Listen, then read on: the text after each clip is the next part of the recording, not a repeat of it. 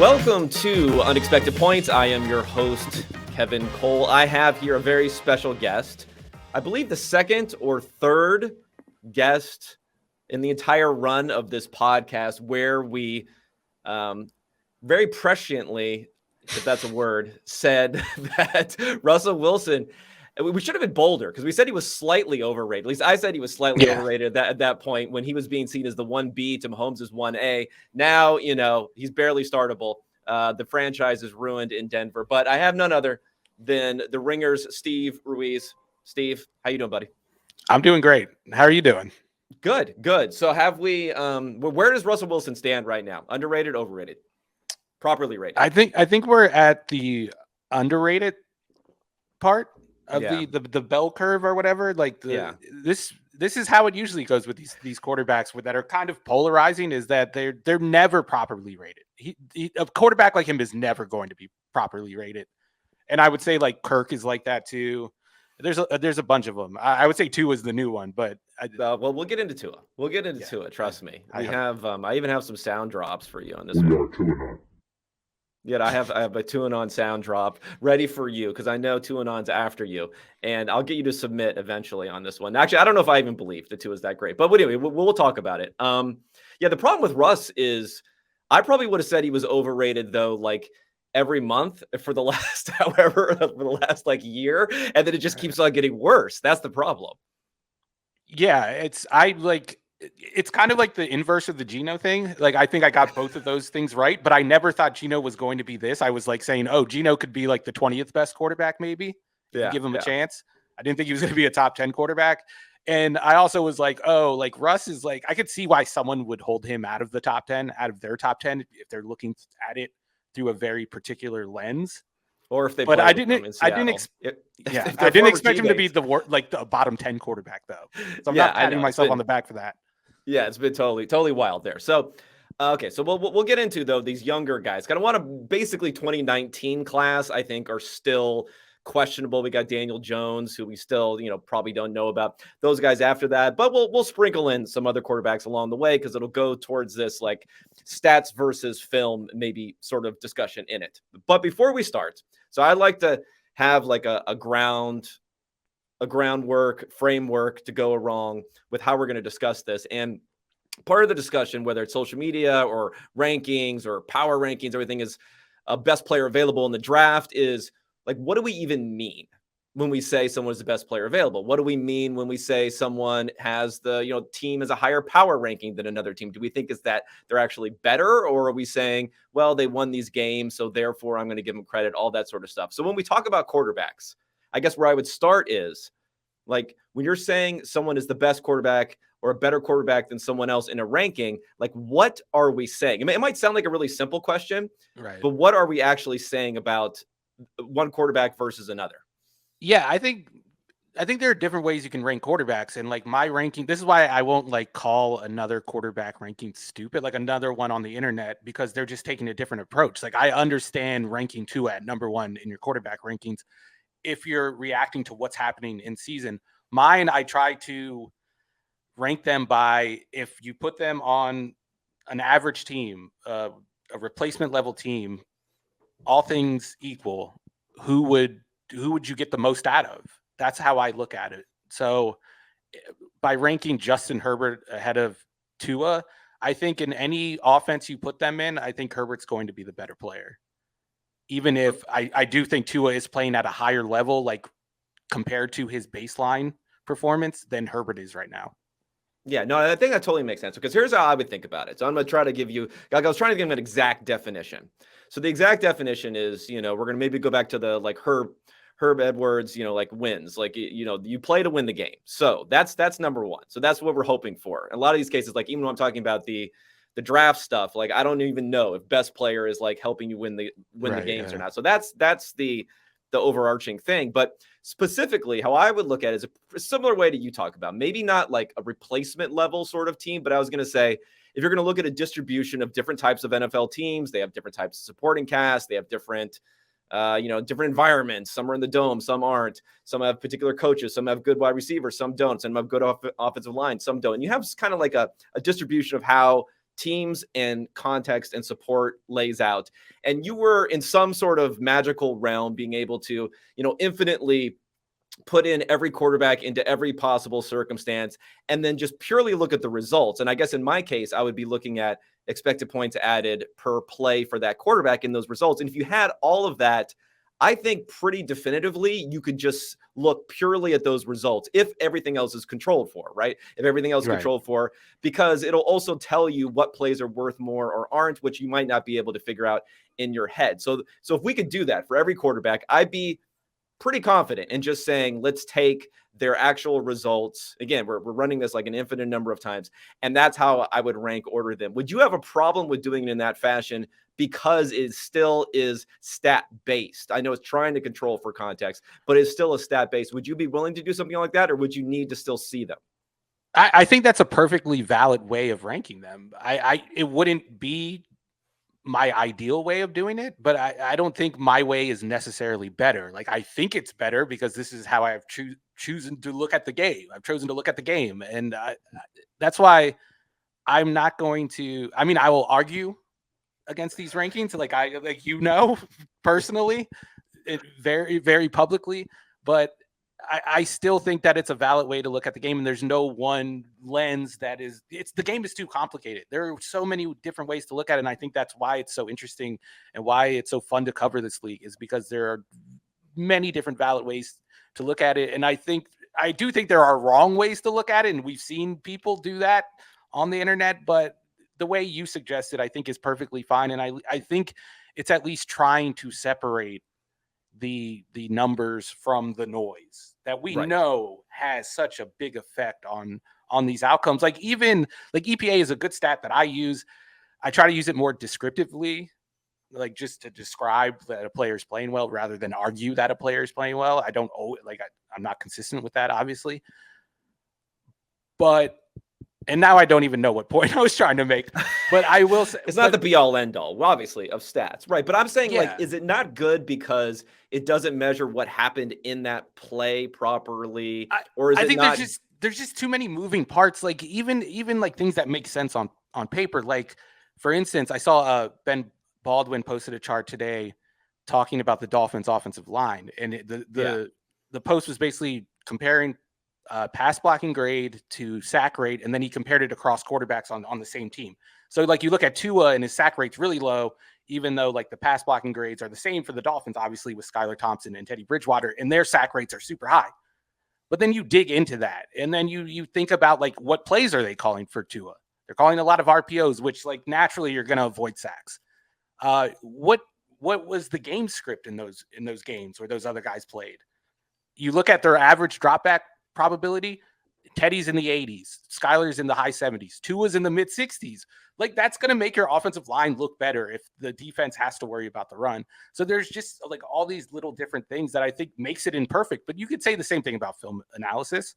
Like, I don't, like, if I'm watching film, and this is why I think I missed on Jameis back when he was with the Bucks, is because when you're watching film, there's no sound, there's no crowd, there's no score bug. You don't feel the momentum of the game. So, like, you see a pick and you kind of like go through your head on why he threw the pick and like the fact that he threw the pick. And it was like, oh, I see what he was doing. It wasn't that bad of a pick. Like, I see his thought process, but it's still a bad play that loses you football games. And you tend to overlook them when you don't have that context. So I think that's one area where film analysis falls short. And then just the sample size obviously is a problem. I think that using film analysis, you don't need as big of a sample as you do with numbers, just because like your brain is kind of adding that context in already.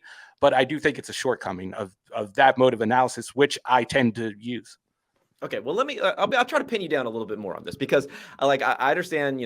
Everything is a valid way of looking at it. We're all unique snowflakes and have our strengths and our weaknesses and this and that. But see, here's why I would say what I talked about, the way I talked about, which can't be done, right? Like, it can't be done. Obviously, cannot be done.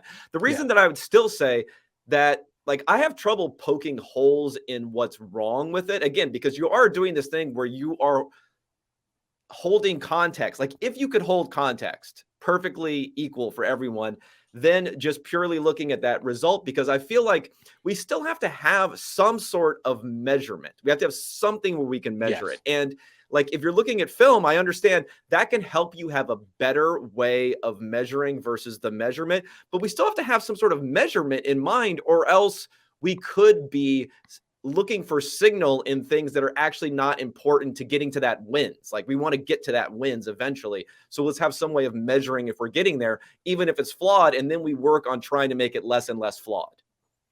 No, yeah, I definitely agree with that. I would say that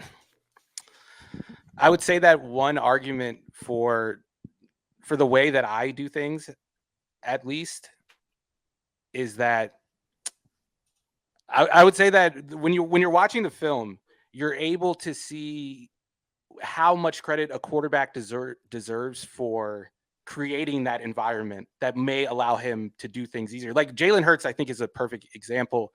It's easy to make an argument that Jalen Hurts is a product of his environment. And you could do that with numbers. I think you could like look at his like pass block win rate for the offensive line. You can look at how much they use schemed up stuff like RPOs. You could see that AJ Brown is winning contested catches that aren't necessarily thrown with the most accuracy. But I think you really need to watch the film to see the constraints he puts on a defense. And maybe you can replicate that with like numbers in the box, but there's still like little things you're missing because like who decides who's in the box and who's not? There's like little things that you need to watch the film to be able to decide whether like the defense is playing this way or playing this another way. And I think you see that with quarterbacks like him. I think you can kind of see it with Kirk Cousins this year. Kirk Cousins is like the most fascinating quarterback to me. I think he's like the perfect quarterback to study for this debate. Fascinating in Kirk Cousins. Are you talking about with the chains, maybe, but pre-chains? I'm not sure. Yeah. But I think this year it's like a perfect example of like why guys like me push back against Kirk Cousins and the Jimmy G's. Like the thing that's changed with Kirk Cousins this year, why the stats aren't where they've been when they haven't been this team that's winning 90% of their games, is that the early down stuff isn't there. It's just not working at the same level. Like Kirk, his play action EPA is actually pretty bad this year. And the way the offense is kind of moving the ball is just on third down, Kirk like going YOLO ball and throwing it up to Jefferson, and it working because Jefferson's a great player. But you also see Kirk's turnover worthy play rate is on the rise now. And then you see the same thing happening in New England where Mac Jones isn't getting the same protections he got last year. And all of a sudden his turnover worthy play rate has gone up. And then you see it in game with Jimmy G, our game to game, where sometimes when it comes down to the 49ers having to pass the ball, that's when we see reckless Jimmy G come out. That's when you see the mistakes. And my thing is like, why don't we connect the dots here? Why don't you guys specifically? I'm talking to you specifically because you are the Jimmy guy. Why don't we connect the dots when we expect Jimmy to be at his worst? Why is he always at his worst?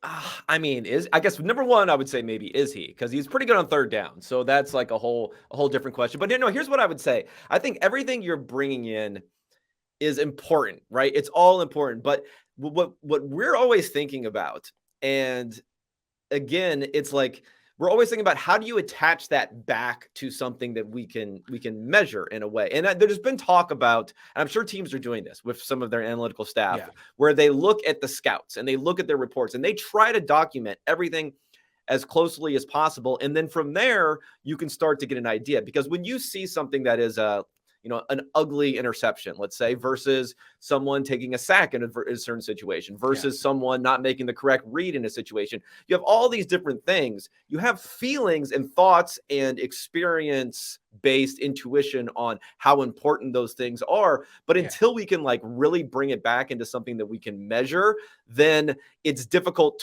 to tell exactly what we're seeing, what it means, essentially. Yeah, I think that's fair. And I think like the disagreements that the film community and the analytics community have, like we have the same complaints about the other side. Like our complaint is that you guys are too stubborn. And your complaint is that we're too stubborn and we never change our takes. And like, social media doesn't help any of this. And there's examples on both sides of it. But I also think there's like a fear of putting a number on something that, like you said, is something that our side feels like it's something you have to watch and something you have to feel, and like you have to have a baseline knowledge to understand it.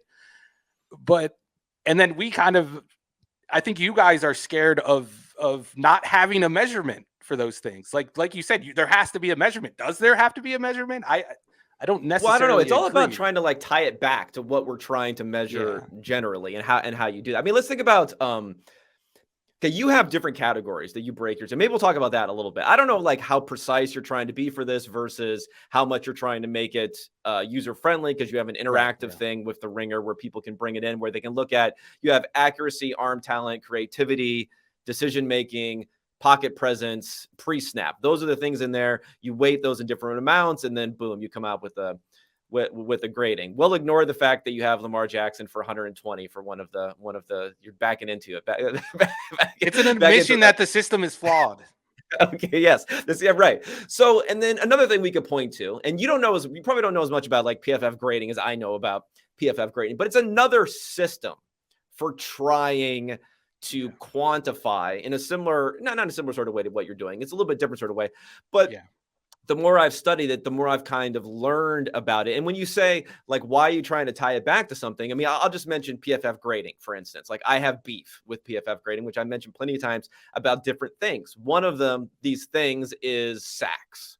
So PFF grading gives a negative grade to quarterbacks on sacks, maybe like 30% of the time. They get a negative grade. Now we know, although it's really hard on one particular play to say it's the quarterback's fault or it's not the quarterback's fault, because so many of them are going to be like 80-20 situations, 60-40 situations. And so there are plenty of situations which seem like they're more on the offensive line than on the quarterback that we say it's not the quarterback's fault. But if you accumulate all these different sacks that quarterbacks are taking when it's 20% their fault, 30% their fault, 35% their fault, and you're not dinging them for that at all, then you're getting a misrepresentation of sacks, which are very negative from an expected points added standpoint. Like it doesn't bleed through in the rating. So that would be an instance where I'd say, okay, we have the PFF grading. Let's figure out with EPA per play how we can tie it to something and make it a little bit better. So that's kind of how I would say, like, you can do things on a film basis, but try to tie them back to something you can measure at the same point in time.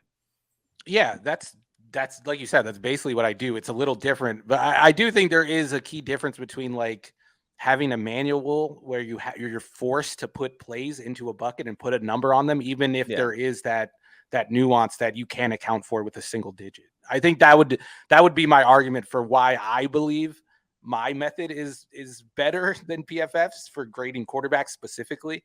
But of course I'm going to be biased, and of course I'm going to think my way's the better way. That's why I chose that way to do it.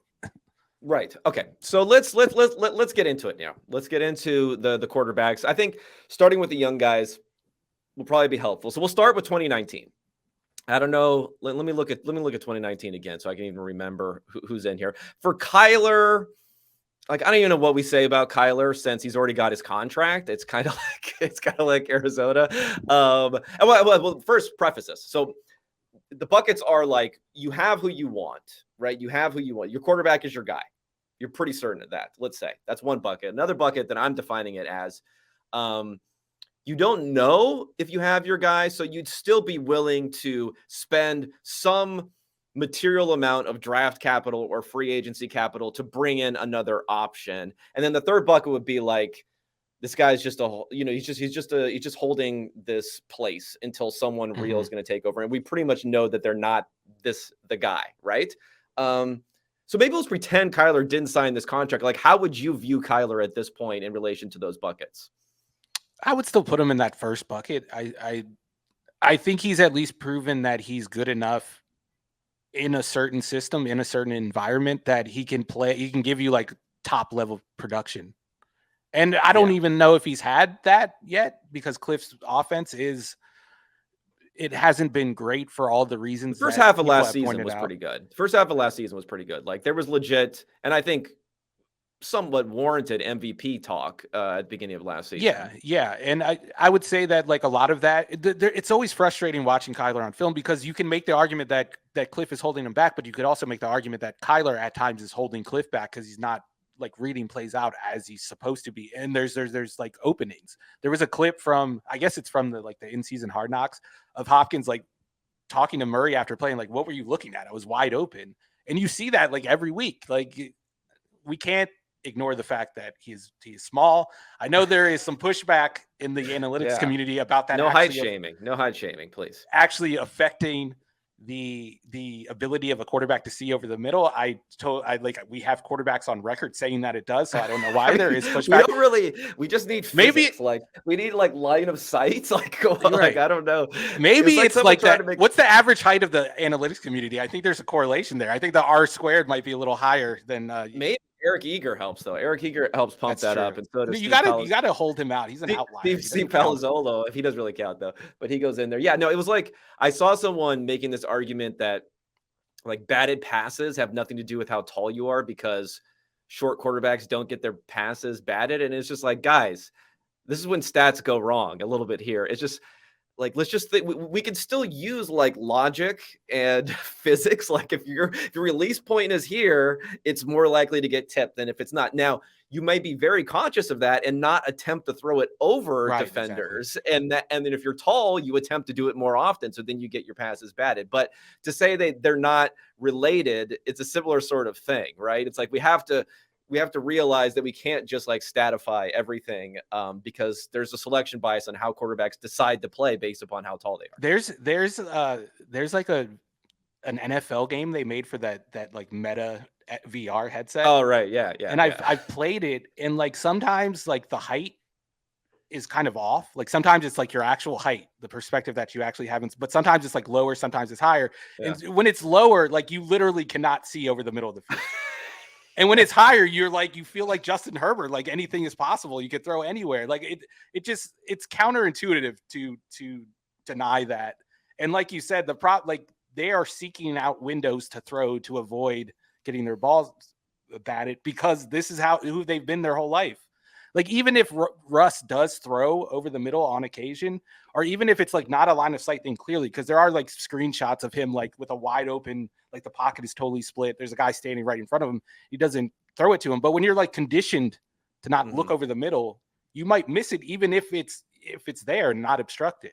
Yeah. Because if you were looking, like if you looked every single time, on average, it might be bad for you because they're just not going to be there most often. So then you'd just be wasting time doing that. Or if you're a short quarterback and it's a muddy pocket, you just get the hell out of there a lot of the time versus trying to throw it over the top. That was my argument against the Russ. Like people used to argue, oh, look at his pocket passing stats. They're really good. How can you say he's not comfortable in the pocket? Well, if you're only throwing to your first read when he's wide open, your numbers are going to look great. Yeah. They're going to be good. But that's why it's so hard with Kyler, because when you watch his film, like the high level play is clear, but there are those little concerns. And then you have to wonder, like, would a better coach mitigate those issues? Like we've seen McDaniel do with Tua. Like Tua is on record saying, I can't see over the middle of the field because I'm shorter. So I need a window. He said that in a press conference earlier this year. If you watch the Dolphins play, I know a lot of people have made a point about the receiver separation. I think one of the biggest benefits he's getting are the wide open pockets. Like why? And I think it's all schematics, which is why like the pass blocking grade doesn't look so hot right now. But if you watch the games, like the way they're calling play action, the way they're moving the line, and like the fakes that they have are creating these wide open windows so Tua can access the middle of the field, which like I'm going to be accused of like trying to take credit away from Tua, but no, it's just good coaching. Yeah, no, I mean, it's weird because I have this thing where I look at their survival rates before they see pressures versus when they're throwing the ball and all this sort of stuff on there.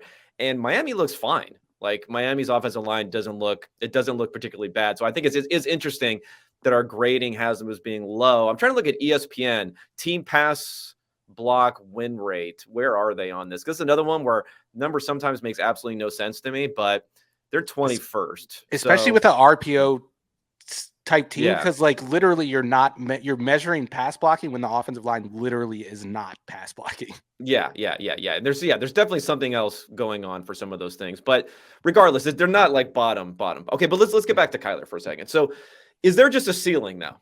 Is there a ceiling on him? So I guess that would be the question: is A, is there a ceiling, and B, does that ceiling mean that rather than lock yourself into this guy for the next 10 years, that you should sprinkle some draft capital on some other guys just to see if you get a lottery ticket?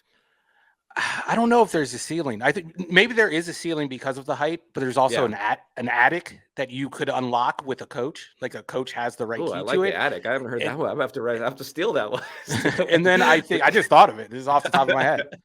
Uh, but I think like what's easier, finding a quarterback that has that potential or finding a coach who's capable of unlocking it? Like Kevin Stefanski wasn't some like hot. I mean, I guess he was a popular coaching candidate, but he was available, and I think he's that type of coach that could do something like that. We saw him do it for Baker. Yeah, yeah. It's interesting because I think it's also yeah, we just don't know sometimes. Like the coaching thing. A coaching thing is another thing that I'll push back a little bit on versus, Cliff is probably bad, right?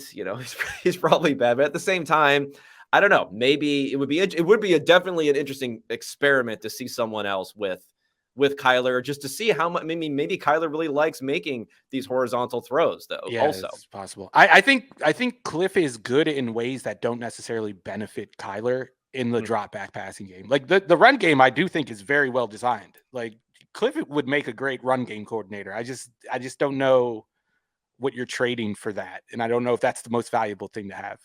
yeah, yeah, agreed. Okay, so let's move on down here, and Daniel Jones. So you were like you're not like it wasn't Geno Smith territory here as far as No. pumping up Daniel Jones. It was more like, hey guys, maybe he's not terrible like how everyone thinks. Is kind of how I would sort of like he's got some good things going on. He's got some good things buried underneath there.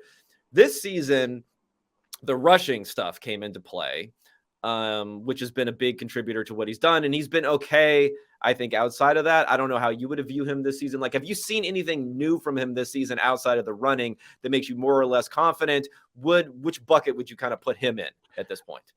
I think he's in that second bucket still. I don't think he's in. He's definitely not in the first one, and I Yeah. think he's definitely not in the third one because I think he can. He's a useful player.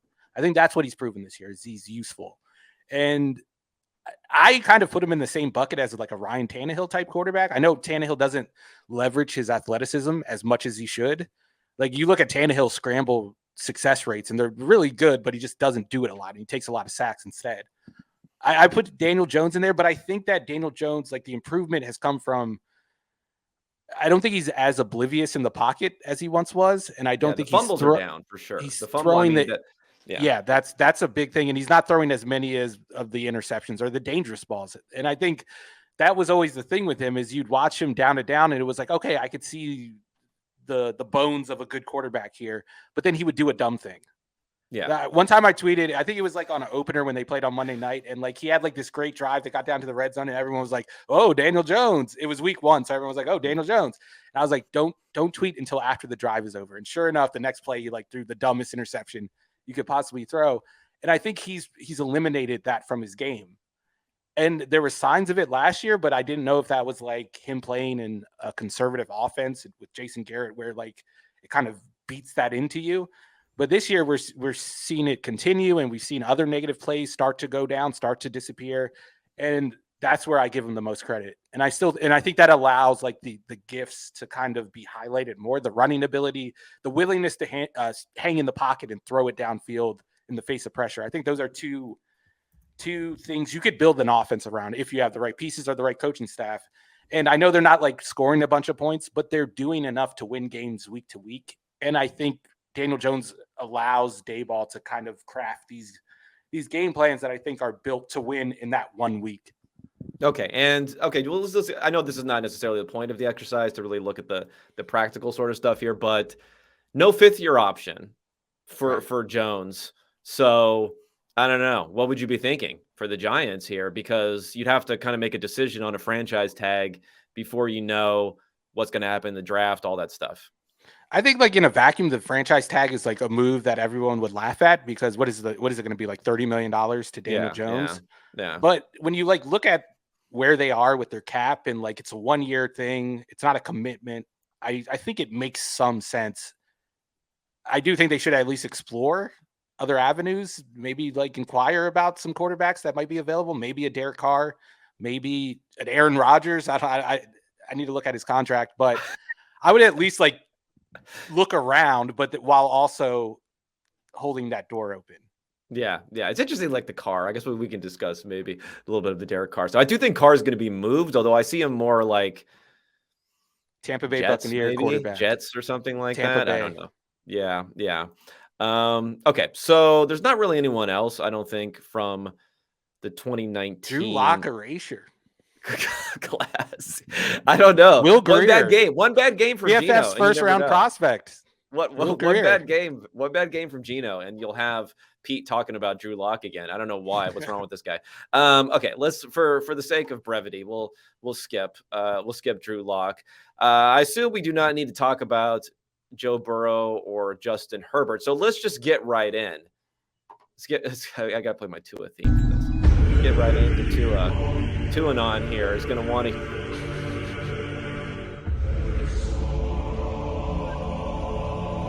Play number one, PFF grading number one, early downs number one, late downs, good under pressure, good from a clean pocket, tearing up the league. Which bucket do you place Tua in at this point in his career? He's in the second bucket. He's in the second bucket. I'm not bowing down to Tua. I'm sorry, it's not happening yet. You have been moving him up, though. I give you credit because the way your mentions were going and you were fighting around with people, I assumed that you hadn't moved him up as far as you had because he started 23rd in a ranking where I don't know how many guys you have in there, like 34, 36. Yeah, it was like 35 to start the season. Guys have come and gone. Yeah, so it was on the low side. I'll give you that. So he's up to 12 now, which, still is not high enough for anyone there. So I guess when we talk about this exercise, like that I was saying, on an ideal sort of exercise, if you place him with all these different teams and all these different places, different circumstances and scenarios, like what sort of performance do you think you would really get from him? Are you bowing to the crowd at all by even putting him at 12? And do you think he's more like league average-ish on if you put him in a bunch of different places? No, I like part of the exercise is to, like, if I was making these rankings in a vacuum, he would not be 12. He would be higher than he was when he started, but he would not be 12th. He would be like 17th, 18th. Okay. But I do like factor in how they're playing, like their form, the form that they're in, because otherwise the rankings wouldn't change every week and it would be just totally boring and there'd be no reason to do them. But no, I'm not bowing down. And here's my thing. Like, he's better than I thought he was going to be. Like, when you watch the film from late last year, he was god awful. Like, it was bad film. The Titans game was like some of the worst film, and it was hard to see how he had a chance. So I will say this, he has improved in that area. Like, he's way better than I gave him credit for. I think I called him useless in the offseason. It is clear that he is not useless. You could build. I'm sure it was documented. If you did call him useless, I'm sure it's been documented and sent back to you in various forms. But I'm not. Yeah, that's the thing. Is like, I put him at 12th. He's the 12th best quarterback. If you would have told Dolphins fans before that, I think they would have taken it. Now it's like, no, you have to call him elite. He's a top 5 quarterback. Look at his numbers. How can you say this? And my question is, like, have we seen him have to resort to a plan B? I do think that I did not give him enough credit for the RPO stuff, the quick release, the accuracy, which I think is a tad overrated. Tyreek Hill disagrees, but go ahead. He's the one that's getting hurt by it the most. I don't understand. But and by the way, the audacity of Tua after that one game where he was like, "Oh, the deep ball's a lot better." After he like underthrew 2 deep balls in the game, does he know we watched the film? Like, we could see the that's throws? it. He's drawing those DPIs. Okay, it's more valuable than even throwing it accurately because there's no drop potential. Go ahead.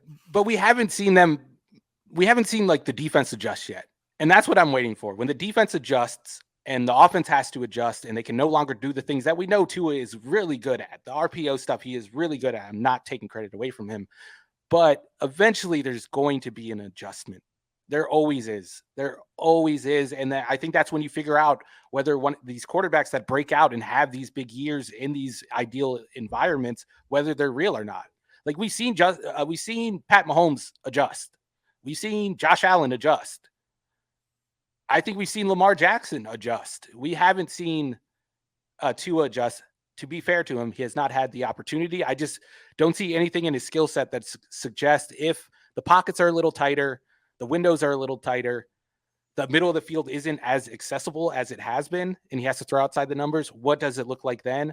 if there was like evidence on tape that he was the quarterback that could do that, I think I would be more inclined to rank him in the top 10. But until I see that on film, I'm going to keep him outside of the top 10. Okay, so this Tua is like a great jumping off point for a bunch of different discussions. Whether you mentioned like Jimmy G would have been another guy, but he's a little bit he's got a few gray hairs at this point, so we're not really discussing him as part of this. But there's like a different categories I want to discuss with you on how we think about analysis, because you mentioned like the ability to adjust, and I do think like maybe what separates like the elite from other guys is, for instance, I was doing this work on quarterback prospect stuff, and I started to notice more and more that while we had probably incorrectly discounted pressure play in the past because it's unstable, but the reality is like it does give us some signal into being able to do something that other quarterbacks can't do in a way, right? It does maybe gives us more. You lose stability, but if you can only perform well under a clean pocket, then who cares, right? You're not necessarily, it's going to be much more difficult at the next level. So in a similar sort of way, we talk about traits, and now traits are a huge thing, right? Traits are a huge thing with Josh Allen, Patrick Mahomes, Justin Herbert. Like if you don't have necessarily those sorts of traits, and maybe if you don't have the ability to adjust in a particular play or in a particular scheme, if you execute the type of plays that do not require that adjustment, that maybe don't require that big arm, that don't require this extraordinary level of athleticism, something like that, if you can execute those so well, like can that make up or mitigate that downside enough where maybe those guys are being underrated because they can do it so well at that level? I mean, I think that's certainly possible. Like one of my favorite things that I get, one of my favorite replies I get is that people accuse my rankings of being subjective and biased. And I'm like, yeah, that's the whole point. They're subjective and they're biased. They're based on my Oh, I opinion. thought you were going to say it's like Tua the God 69 telling you that you're biased against Tua. No, it's just like, yeah, that's the point of the rankings, is that they are biased. And I probably have a bias against those quarterbacks and don't appreciate that skill enough. I just see it as more replaceable. And I think that the quarterbacks who are in those offenses just are able to do it more often. So it looks like they're better at doing it. I think I think Cooper Rush versus Dak Prescott and how that offense looked and how people talked about those quarterbacks this year is a perfect example of that. Like the Cowboys are asking Dak to do things that are harder. How smart that is, I can't tell you, but he has a harder degree of difficulty than Cooper Rush did because of the play calling. Like that was just built in. And I think there's like a mindset for coaches when they have a guy like Dak Prescott, who is a processor, a post-snap processor. And then they have a guy like Jimmy G, who's a little more limited if you ask him to think too much after the snap. I feel like coaches are going to take advantage of that Dak Prescott type quarterback a little too much. They're going to push it a little too far and ask a little too much of them, where they should make things easier on their quarterback. I don't see why I see why like I push back against it when I'm trying to compare Jimmy G to a Aaron Rodgers, for instance, although Aaron Rodgers is, I think he needs to be put in one of those offenses now. Yeah, he's washed now. Yeah. But I don't know. I just don't think you can win in the playoffs with those guys. Like that's one thing that I will say that I think the analytics community gets wrong is that they have a lot of takes that are trained on a certain conditions, like a certain window. They looked at the league over a certain period of time, and those were like the rules of engagement for the league at that time. But the rules change. Like play action was so successful because everyone was playing cover 3. Now all of a sudden play action hasn't been as successful as it has been in the past because we're seeing different coverages. We're seeing coverages that take that away. And now you're kind of seeing the play action quarterbacks that have been so good, are productive, at least in the past, outside of Jimmy G, struggle. Like Kirk Cousins' numbers are down. Mac Jones's numbers are down. Baker Mayfield isn't even a viable starter anymore when he was like talked about as a possible top 10 quarterback just 2 years ago. I think like the environments change and like what you need out of a quarterback changes. So the guys with one limited skill set, that's why you don't trust them. Whereas a Pat Mahomes, guess what? He's going to be good in any environment. It doesn't matter if you're a play action heavy team, you're a drop back team, you're throwing it downfield, you're throwing it short, quick game, RPO, screen pass. He's going to do it all well. Whereas like a Kirk Cousins type, if you're not winning with play action, he's going to be a mediocre quarterback. And what has he been this year when they're not winning on play action, even though the run game is still there? A mediocre quarterback. And I think where Kyle comes in is that his scheme just necessitates those types of coverages. Like Jimmy G's always going to throw against cover 3 because he's with Kyle Shanahan. And I think that's one point where Ben Baldwin sent out a tweet like, oh, I keep bringing him up. He's my arch nemesis. But he sent out a tweet and he was like, oh, like everyone talks about the 49ers run game. Well, actually, like by EPA, it's pretty bad. It's not the run game and its performance. It's what the run game sets up with the passing game. Like teams have to play one high against those formations. Are you about to make it's the number of attempts, not the yards that you're gaining? Take? No, it's the presentation. It's the presentation. Like that. Okay. We're getting down a little bit of a Jimmy G Ben Baldwin rabbit hole. But let me. I want to go back to one thing though, because I do think this is an interesting discussion, which may not even be like exactly on topic of what we're talking about, but I think it hints into what you're talking about. When you said you can't win with those guys in the playoffs, right? Yeah. I think that's interesting because as a fan of the NBA also, I don't know. I think you can't win with these guys in the playoffs for the NFL.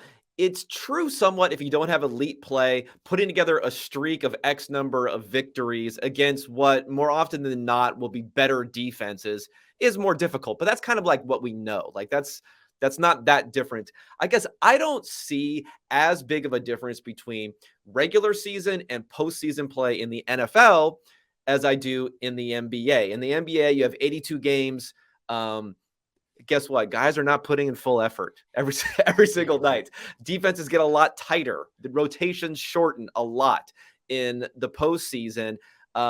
Referees swallow their whistle a lot more in the postseason. You have a lot more isolation play that you need to make. I think that's true for the NFL too. The I don't think it's to the same degree, just because I feel like every week is just a big deal in the NFL. Maybe it's true a little bit, like swallow the whistleness. I think the past, but I don't think it's as big of a difference as it is in the NBA. You don't think? I think defensive holding is called totally different. Is like totally different in the postseason, in my opinion, and that's anecdotal. There could be numbers still scoring a lot of points, so.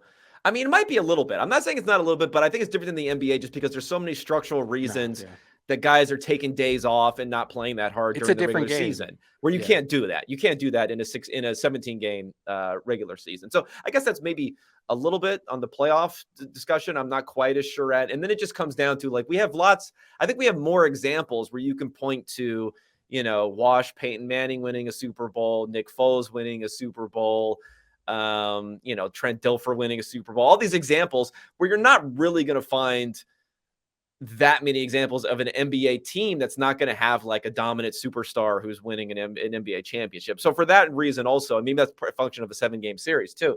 I don't know. I think you definitely can win with those guys. It's just trying, again, it's one of those things where you're turning a binary statement of you can't win in the playoffs with those guys into, does it lower your success rate low enough that it's not worth sticking with them versus blowing it up into someone else and starting over? I mean, I don't actually mean that it's impossible to win with those guys. It's a slogan that is meant to I don't know. There's nuance to it. You guys deal with the same things with running backs don't matter. Yes, you can win with those guys. Trent Dilfer won a Super Bowl. Did he have a historically dominant defense? Yes. Did they win like a bunch of games and they didn't score a touchdown for 2 months during the regular season? Also, yes. It's possible. The thing is, football, especially for quarterbacks, I think, is a lot easier when you're able to do the things that you want to do as a football team, as a play caller. You're able to call the plays that you want to call on offense. When you're playing against better teams, they don't give you those opportunities as much as like a bad team. So I think there are viable regular season approaches to winning a lot of games, like having a strong run game. I do think in a strong play action game is going to help you win a lot of regular season games because you're going to play some mediocre teams. You're going to play some bad teams that you could just dominate. But when you play against better competition, they are more likely to put you in situations that you don't want to be in and take away play calls that you want to go to. And I think that's why Bill Belichick has had so much success, and we've seen his game plans work so much. Like, what's the Belichick thing? He takes away the thing you're best at. I think that happens more often in the playoffs. Whereas if you're playing like the Texans, they're not going to take away anything, and you could do any offense, call any offense you want to call. But I think it changes in the playoffs. I do. I don't think it's. I do agree that the NBA is different, and performing in the playoffs in the NBA as an individual means more than it does in the regular season. Mm-hmm. But I think the difference here, it's not a different sport. It's just the level of competition changes the math for quarterbacks and play callers. Okay. One other thing I wanted to get to, and this is related, but not quite the same thing. So I don't have it in front of me, but I think you may have had like a take about, like traits being maybe more important than ever sort of thing. So maybe this is like old school versus new school. Cause I did this series over the summer where I was looking at purely statistical manner because I was scraping all this data from Pro Football Reference and like value added over average and a career ranking and a peak and this for all these different quarterbacks. So what I couldn't help but thinking though, when I was looking at the guys who are near the top, even to some degree, if we're talking about Brady and Peyton Manning, some of those guys, to some degree, even those guys. But if you're looking at, Roger Staubach was near the top, Joe Montana, maybe to some degree. Like I couldn't help but thinking if these same players were in the game today, maybe even you, Joe Montana, you'd be like, this guy, he's not an elite quarterback. He just can't do these things that he can't do. So like, how much of that is true? Has the game changed and that would be true? Or am I missing something where you could look at someone like a Joe Montana and have put them in that same bucket that you would put a Mahomes or a Herbert or someone else as being a truly elite guy nowadays? I mean, I didn't watch Joe Montana play, so I can't tell you. If any, like he was the original system quarterback, just based on well, that's my the thing. knowledge. Like no one else was running this system. Everyone came in and did pretty well. I mean, Elvis Gerbach, maybe not so great, but he came in. It even goes as far as like Mina Kimes' buddy, Jeff Garcia, right? Like even he comes in and looks pretty good eventually in that same system. But I do think things change. I think, like I said, like environments change, the league changes. What is good then isn't good now. Like athleticism at the quarterback position, like Randall Cunningham was a factor for him, but it wasn't like they built the offense around it. But if he played now, I think he would be a much better player. I think the same thing applies. And I push back against the notion that Peyton Manning was this like schlubby, no talent prospect. The man was like the number one prospect from the time he was in middle school. I caveated on purpose because I don't know what people are talking about. Obviously, he was number one pick overall, so it wasn't like he was schlubby or anything like that. But I don't know. He didn't have the strongest arm. He obviously was not athletic at all. So I'm just saying someone would have a take. Trust me. The man could throw a football as well as anyone in someone would have a we've take. ever seen. Someone would I know, have a take. but it's just a bad take. Like Drew Brees is seen as this like unathletic, weak-armed quarterback because he was that for the last 5 years. When the Saints were at their peak on offense, he was bombing the ball downfield. He was throwing like 18 interceptions a game. Like people have this in a perception. dome, mind you. But go ahead. Yeah, but he was still he was throwing YOLO. It wasn't YOLO balls, but he was throwing a lot of interceptions because he had this like cavalier playing style, and then he changed as his physical skill set changed. And now everyone, when they think of Drew Brees, they think of what we saw over the last 3 years. That was not him at his peak. Tom Brady is still throwing dimes downfield at age 45. I question how he's still able to do that when he wasn't doing it when he was 22. We don't know what he's doing. You could fill in the blanks there. Trust me, avocados are not doing that much. But like, and then the same thing with Peyton Manning. Like Peyton Manning, the Peyton Manning that won a Super Bowl in 2015 was not the Peyton Manning we saw in like 2004, 2005. I think these quarterbacks were physically talented just in different ways, and in ways that the league was able to take advantage of back then, whereas they weren't able to take advantage of a mobile quarterback like they are now. They don't have like the tools and the concepts to do that. And now they do, and now you're seeing how superior that skill set is. I mean, it just makes sense. Having more skills is better. Like being able to throw and run is just better. It's inherently better. And being able to run does not take away your ability to throw a pass. So I don't know why there's even a pushback against mobile quarterbacks, but there does seem to be.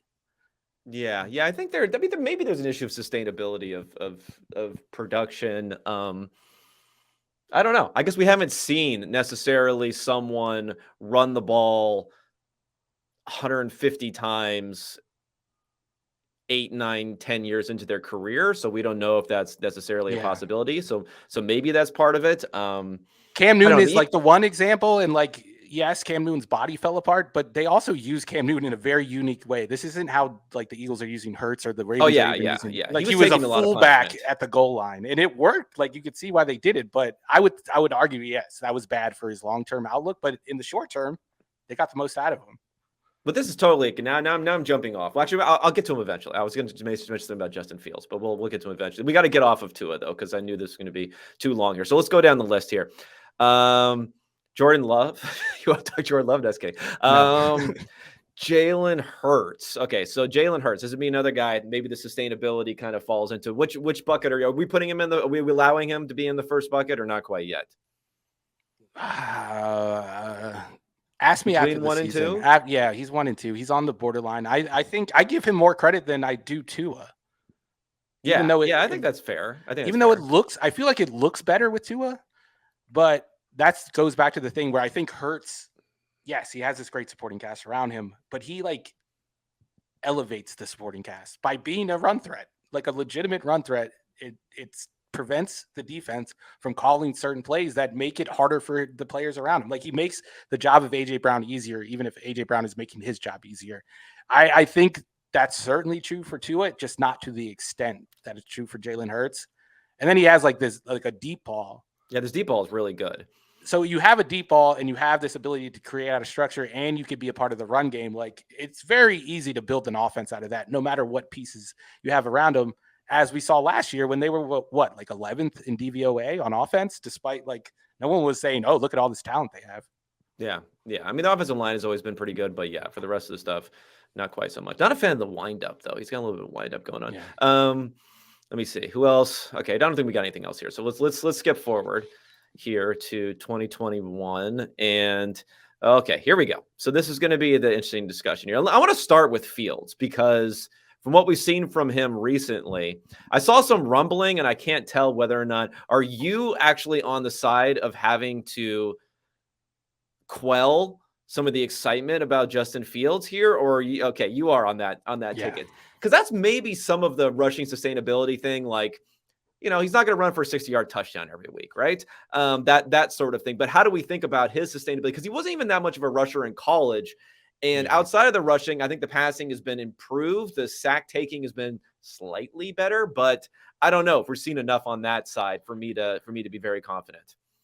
Yeah, that goes back to the what's your plan B question. I don't think he's proven that he has a plan B. Like his plan A is very good, and I did not expect this was not the scouting report.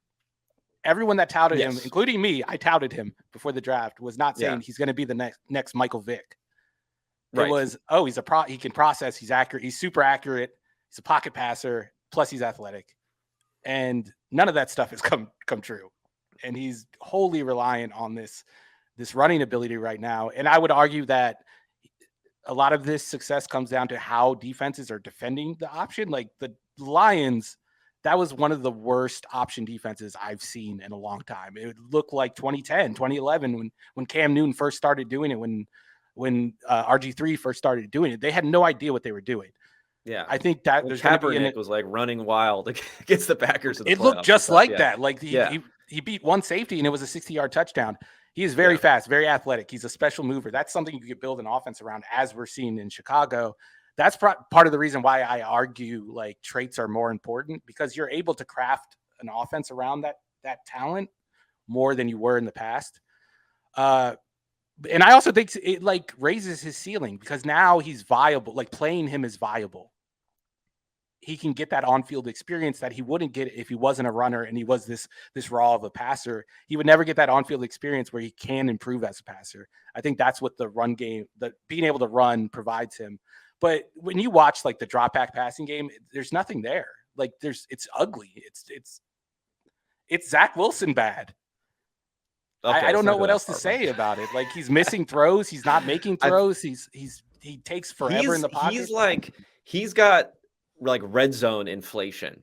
Okay. Because he's like, you see these red zone plays from not this week as much as last week. And then you look at the box score and you're like, 4.4 yards per attempt. Like what the hell happened back there? We weren't seeing any of that. We weren't seeing any of that stuff going on. That play that he had on the goal line last week, I feel like that's a typical. You mean the red zone channel, right?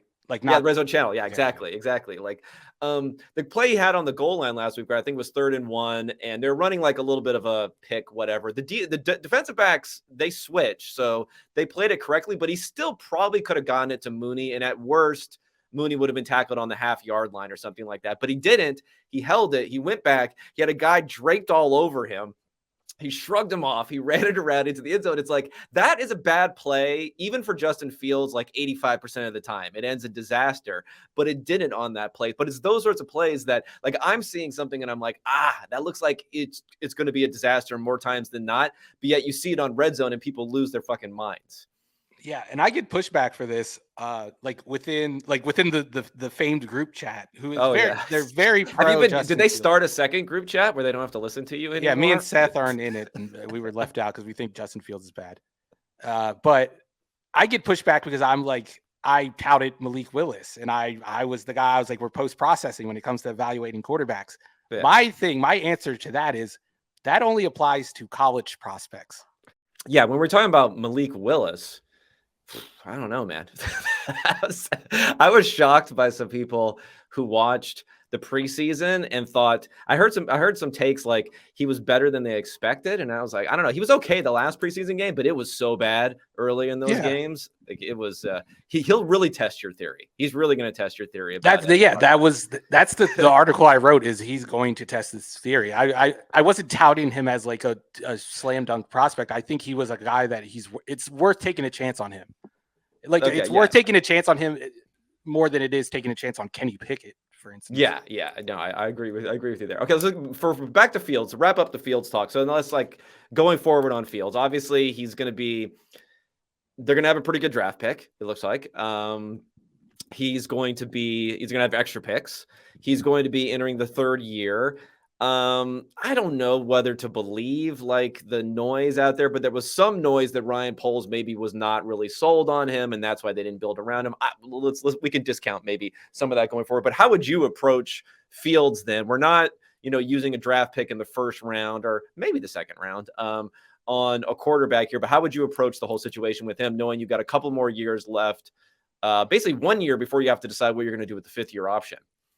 I would say, like, take the same approach that Philly took. I know it's different because they had signed Wentz to an extension, but bring in competition doesn't have to be on first day. You don't have to go out of your way to bring it in, but like a day 2 pick, a guy that could conceivably be a starter someday, I think is worth bringing in. They have extra draft capital now. I actually don't know the state of the draft capital. I know they traded for Chase Claypool, but I assume they do. So why not spend a pick on a quarterback and bring him in? I think Fields has proven that he deserves a longer leash and deserves maybe another year just to show off some development. But I think you have to get out ahead of this just so you're not, like, out in the cold if he's bad next year. Yeah, no, agree. Well, we'll see what they do there. Okay, let's get to Trevor, since, he's either a massive disappointment or actually, I don't know how high people are on him right now. So you have Trevor. Where, let me see. I got to check in to see where you got him at this point. You have him at 14, which is actually not. He was as high as 9 before, according to your rankings. What's interesting is that when I just purely numbers based and squish them together between grading and EPA per play, I think he comes out to 10 so far this year. So pretty close.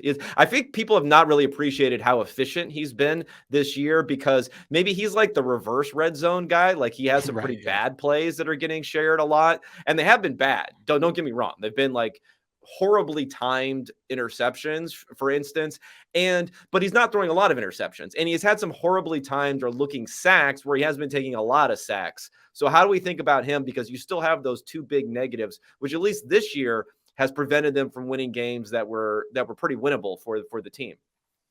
Yeah, I think I probably overreacted 2 weeks ago when I dropped him out of the top 10, and I dropped him, like, really low. I think it was like 16th, 17th maybe, because of, like, the red zone decisions. They were poorly timed, and it's not like a problem. But that was after London. That's after he threw the interception on the 1 yard line, or no? Yeah, to Justin Simmons. And there are misses. Like, the inaccuracy is a valid concern. I think there is like a Jameis thing with him, where Jameis was on the fence, where you watch the film and there's a bunch of high level play, but there's these mistakes that break up the high level play. And it's like, is he going to eliminate those mistakes or is he not? And I don't think we could just assume that he will. But Trevor is so like fundamentally sound when it comes to all the other things. Like Jameis didn't have the avoiding sacks thing like Trevor does. So that gives me reason to believe that it will improve and that he is capable of eliminating those plays from his game. And we've seen it over 2 weeks. I need to see more of a sample size before I declare him a good red zone decision maker, an accurate quarterback. But I do agree that it's the red zone effect. I said this on a Ringer pod like 2 weeks ago. Like no one is watching Jacksonville games outside of when they pop up on red zone.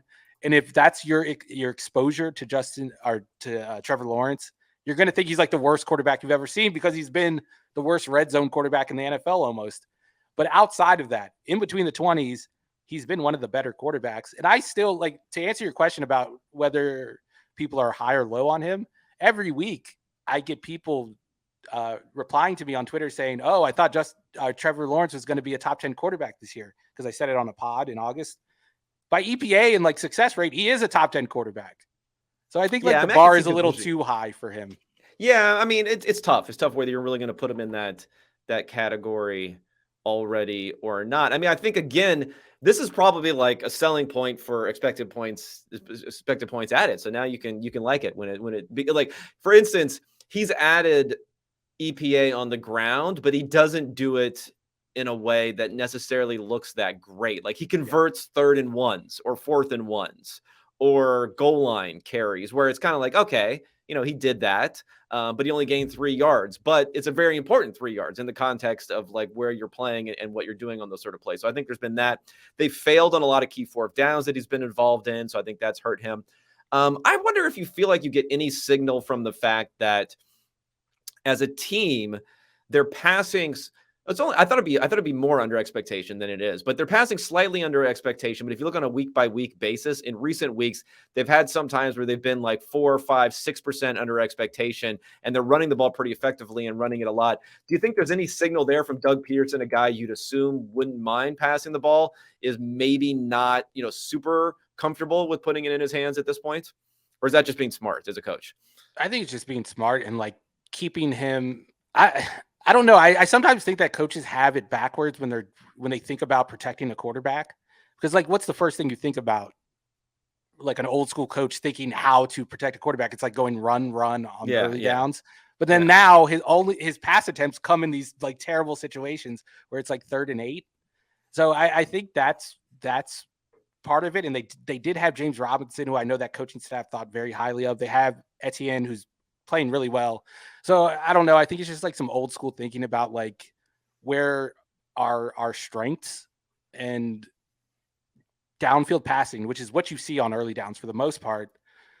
If you're not seeing quick game, is not necessarily a strength of this receiving core. They don't have guys that can stretch the field and win downfield. Like Marvin Jones is their guy, and he hasn't won a contested catch since like 2019.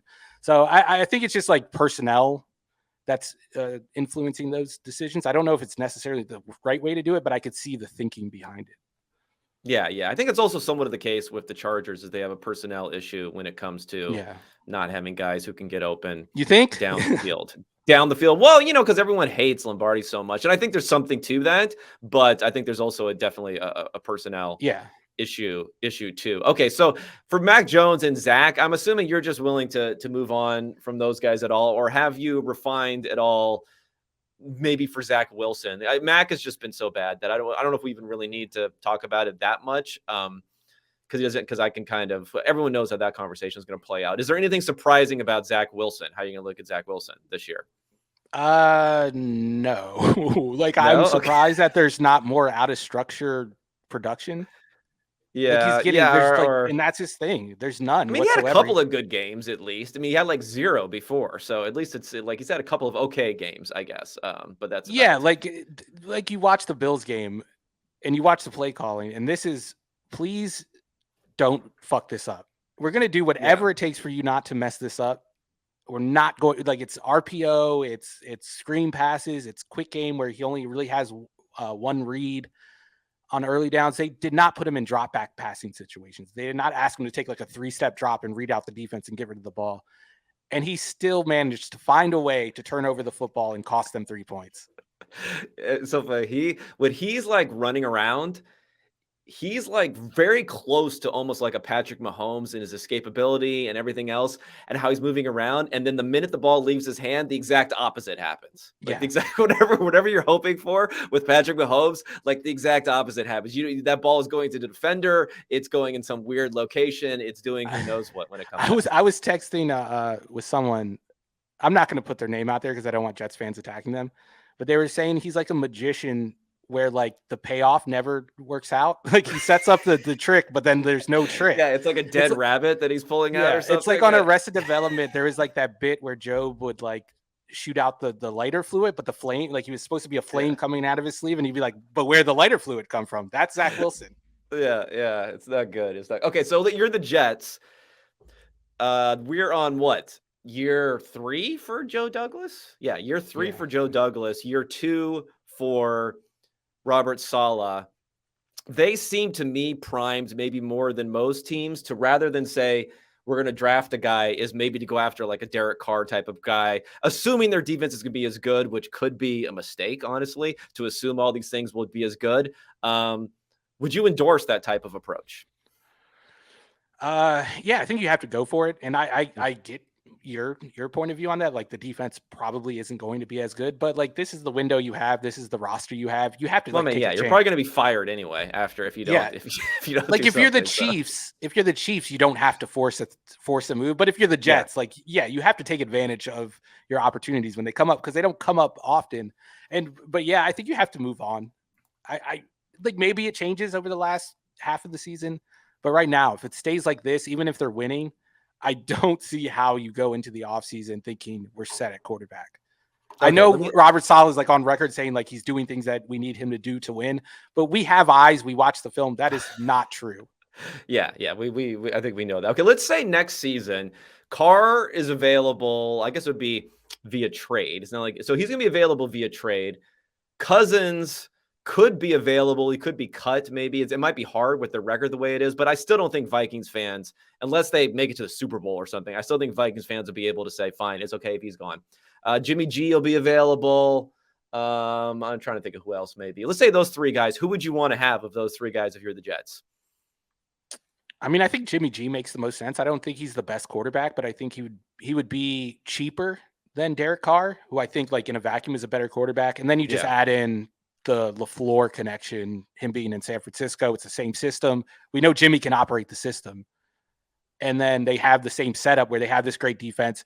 Potentially they have a good run game. They could do the play action stuff. I really like Mike LaFleur as a coordinator. Like his play calling has been really good considering who he's had at quarterback. So I could see them like creating a 49ers East type of thing. And Jimmy would be the perfect quarterback for that. There you go. You heard it here. Stephen Ruiz says Jimmy G is the first quarterback he would select if available on the He'll be a Panther though, so of course. All right, Steve, tell the people where they can find your stuff, what you're working on. You got some good hot takes coming out on the Twitter sphere. Yeah, you can find me at the Stephen Ruiz. Don't be confused by other imposters. You have to say the Stephen Ruiz. I regret making that my thing, but Stephen Ruiz is taken. Some guy in like Puerto Rico who hasn't tweeted in 10 years. I know. I have the same thing. I feel like there should be Elon, if you're listening. I know you listen. Like there should be, if you have way more certain degree of more followers, you should be able to usurp them and just take their handle. Also, you're a loser if you're listening. But anyway, and you can find me at The Ringer. All right. Find him at The Ringer. Find his quarterback ratings. Yell at him. QBrankings.theringer.com. Yeah. Yell at him or give him some praise. Don't just hit the like button. Actually get in the replies and give him some praise here. But thank you, my man, for coming on here. Good discussion here. I'll be back on Friday morning to wrap up Thursday Night Football, talk about mailbag, some other stuff here. Otherwise, appreciate everyone tuning in, and I'll be talking to you then.